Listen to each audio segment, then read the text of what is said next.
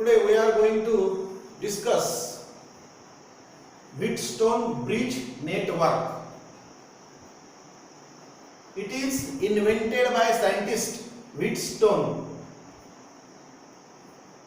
It is an electrical circuit diagram which consists of four resistors R1, R2, R3, R4 connected so as to form a closed loop. Here, see here, R1, R2, R3, R4. A closed loop is formed. Now, a battery of EMF E is connected between the point A and C. See the connection. R1, R2, R3, R4 as shown in figure. Now, when such resistances are connected so as to form a closed loop, then connect the battery between point A and C. Here E is the EMF of the battery. Let total current supplied by the battery is I. At this point, I is divided into two parts, I1, I2. I1 is the current flowing through this branch ABC.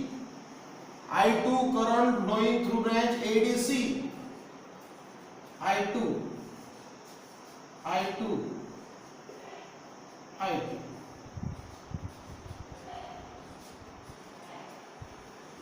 Now we know that I1 is the current flowing through the series combination R1, R2. I2 is the current flowing through R3 and R4. This is equivalent diagram. We also know that in a parallel combination of resistance, if there is a point B in branch ABC, here this is the point, then there is another point D in opposite branch ADC which must have same potential. That means Vp is equal to Vd. We can find such point by using the galvanometer. When galvanometer is connected between such equipotential point, then no current flows through the galvanometer. And when no current flows through the galvanometer, bridge is said to be balanced. And under the balance condition, that means when galvanometer is connected between these 2 points, when it does not show any deflection, in such a case, bridge is said to be balanced, and the balancing condition is R1 upon R2 is equal to R3 upon R4. You may write R1 by R3 is equal to R2 by R4. This means that when this condition is satisfied, bridge is said to be balanced. Now let us prove the balancing condition. Let I1 is the total current supplied by the battery E, I1 current flowing through the branch ABC, I2 current flowing through branch ADC, as potential of point B and potential of point D are same, that means no current flows through the galvanometer, and this is the balancing condition. Now let us apply Kirchhoff's law. This is first loop and this is second loop. By KVL, Kirchhoff's voltage law, to loop or for loop, A, B, G, D, A. Write the equation. Minus I1 R1, we are moving in the direction of current. As there is no current flowing to the galvanometer, you directly come to the point D, and from D to A, we are moving in the opposite direction of I2. hence plus I2 R3 is equal to 0. After solving, I1 R1 is equal to I2 R3. This is equation number 1.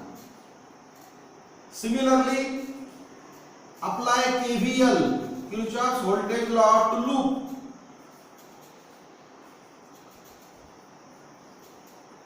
B, C, D, G, B. We get minus B to C minus I1 R2 plus I2 R4 is equal to 0, because through this branch BD there is no current flowing. Hence I1 R2 is equal to I2 R4. This is equation number 2. From equation 1 and 2, I1 R1 divided by I1 R2 is equal to I2 R3 divided by I2 R4.